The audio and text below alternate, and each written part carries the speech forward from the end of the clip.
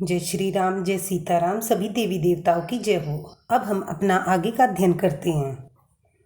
ये हर से सुर सेन निहारी, हरि ही देख अति भय सुखारी।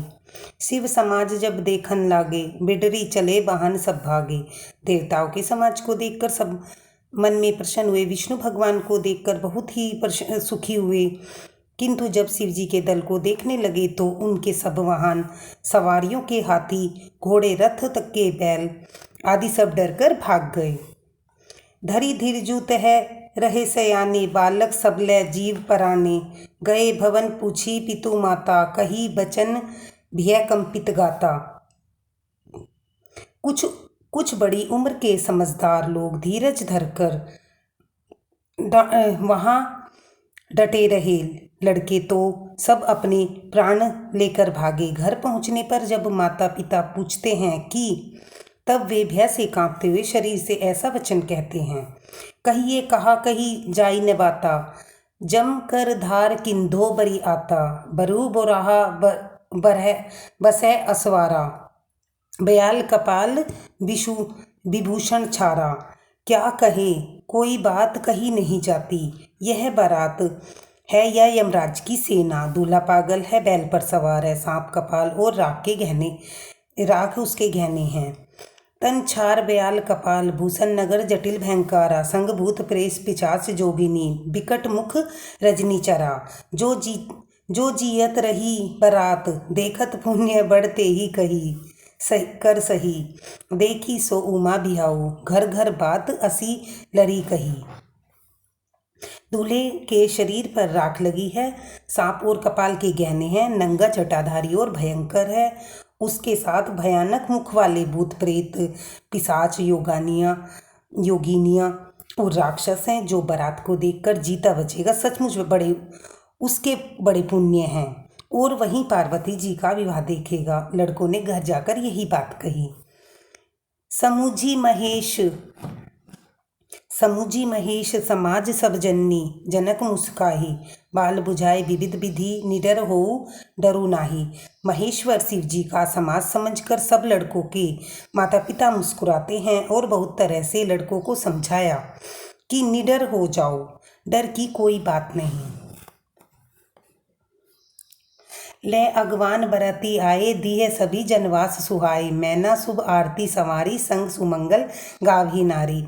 अगवान लोग बारात को लिवा लाए। उन्होंने सबको सुंदर जनवासे ठहरने को दिए।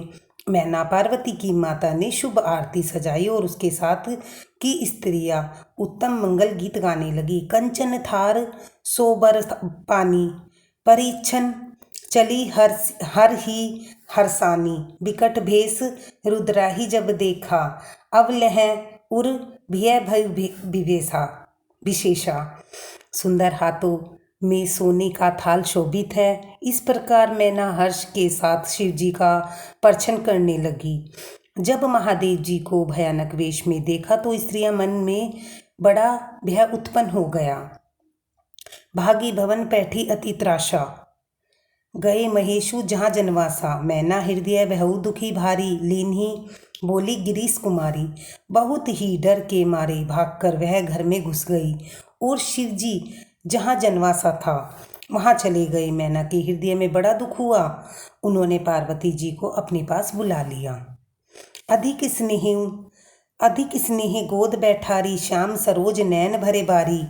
जेही विधि तुम ही रपु अस दीना, तेही जड़ बरु बाउर कसकीना। और अत्यंत स्नेह से गोद में बैठाकर अपने नीलकमल के समान नेत्रों में आंसू भरकर कहा, जिस विधाता ने तुमको ऐसा सुंदर रूप दिया, उस मूर्ख ने तुम्हारे दूल्हे को बावला कैसे बनाया।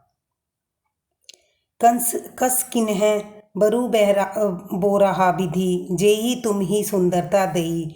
जो फलू चाहिए सुर तरहु, सो बरबस बाबू रही लगाई। तुम है सहित गिरी ते गिरो, पावक जरो जल निधि महु पैरो। घरु जाऊं अप जसु होई, जग जीवत बिहा न हो करू। जिस विधाता ने तुमको सुंदरता दी उसने तुम्हारे लिए वर बावला कैसे बनाया? जो फल कल्पवृक्ष में लगना चाहिए वह जबरदस्ती बबूल में लग रहा है। मैं तुम्हें लेकर पहाड़ से गिर पड़ूंगी, आग में जल जाऊंगी या समुद्र में कूद पड़ूंगी, चाहे घर उजड़ जाए और संसार में अपकीर्ति फैल जाए, जीते जी मैं इस बावले वर से तुम्हारा विवाह न करूंगी। भई विकल अबला सकल दुखित देखी गिरी नारी, करी बिलापु रोदती बदती सुता स्नेहु संभारी। हिमाचल की स्त्री मैना को दुखी देखकर सारी स्त्रियां व्याकुल हो गई।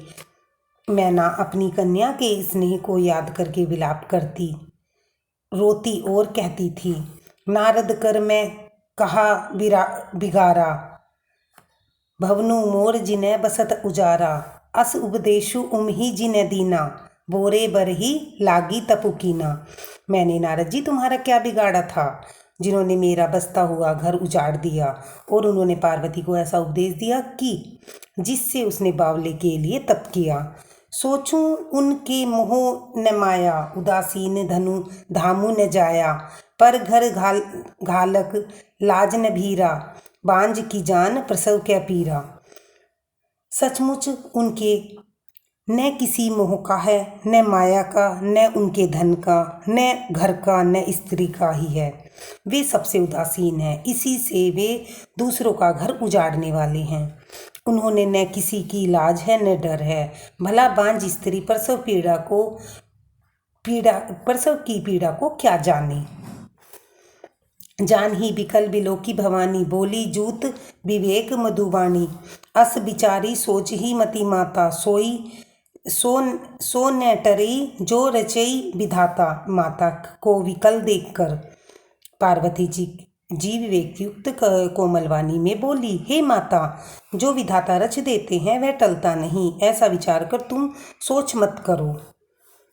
कर्म लिखा जो बाउर ना हूँ, तौकत दोसू लगाहू काहू, तुम सन मिटिही की विधि के अंका, मातु व्यर्थ जनी लेहु कलंका। जो मेरे भाग्य में बावला ही पति लिखा है तो किसी को क्यों दोष लगाया जाए। हे माता, क्या विधाता के अंक तुमसे मिट सकते हैं? वृथा कलंक का टीका मत लो। जनी लेहु मातु कलंकु, करुणा परिहऊ अवसर नहीं, दुख सुख जो लिखा लिहार, हमरे जाब जह पाऊ नहीं। सुनी उमा बचन विनीत, कोमल सकल अबला सोची, बहु भांति विधि ही लगाई, दूषण नैन बारी विमोची। हे माता, कलंक मत लो, रोना छोड़ो, यह अवसर विषाद करने का नहीं है। मेरे भाग्य में जो दुख सुख लिखा है उसे मैं वहाँ जहाँ उठाऊंगी वहाँ पाऊंगी। पार्वती जी के ऐसे विनय भरे कोमल वचन सुनकर सारी स्त्रियां सोचने लगी और भली भांति से विधाता को दोष देकर आंखों से आंसू बहने लगी। ते ही अवसर नारद सहित अरु ऋषि सप्त समेत समाचार सुनी, तुहिन गिरी गवने तुरंत निकेत। इस समाचार को सुनते ही हिमाचल उसी समय नारद जी के शब्द और सप्त ऋषियों के साथ लेकर अपने घर चली गई। धन्यवाद। आज हम यहीं समाप्त करते हैं, आगे का हम कल पढ़ेंगे।